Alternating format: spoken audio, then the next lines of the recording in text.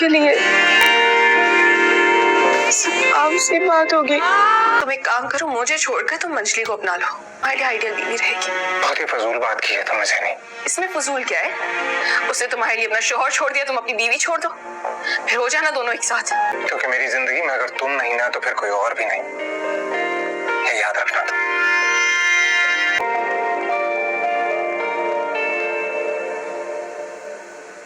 अरसल, ज़ैनी आखिर अरसल का हाथ थाम ही लेती है। नाजरीन, अरसल नाना को कॉल करता है और उनसे माफ़ी भी मांगता है और उन्हें सब बताता है। नाना को अभी तक इस बात की खबर नहीं होती कि ज़ैनी को एक तलाक हुई है और वो अरसल से नाराज़ होकर अपने घर आ बैठी है। नाना जो है वो पहले जाता है ऑफिस और ज़ैनी से मुलाकात करता है, लेकिन अरसल के बारे में ज़ैनी कहती है कि अगर वो ऑफिस आया तो यहाँ तो हंगामा लग जाएगा, मुझे उससे नहीं मिलना।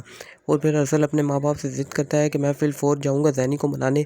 वो बेशक मुझे इनकार करती रही लेकिन मैं उसे मनाता रहूँगा। और फिर अरसल का बाप अरसल के साथ जाता है ज़ैनी के घर और ज़ैनी उसे देखते ही ऊपर अपने कमरे में चली जाती है। नाना कहता है कि जाने दो शावेज़, अरसल को ज़ैनी के पास, ये अब भी मियाँ बीवी हैं, इन दोनों को एक फ़ैसला करने दो, चुप करके बात करने का ये हम सब के लिए बेहतर होगा। और सब उसकी बात मान लेती हैं। अरसल जैसे ही ज़ैनी के पास जाता है तो वहाँ मंजली मौजूद होती है। मंजली को जैसे ही कमरे से बाहर भेजती हैं तो वो उनकी बातें सुन रही होती है और ज़ैनी अरसल को कहती है कि तुम मुझे छोड़कर मंजली को ही अपना लो, वो तुम्हारे लिए आइडियल बीवी होगी। मंजली इन बातों को सुनकर बहुत ही ज़्यादा खुश हो रही होती है, लेकिन सदीका उसे वहाँ से ले जाती है।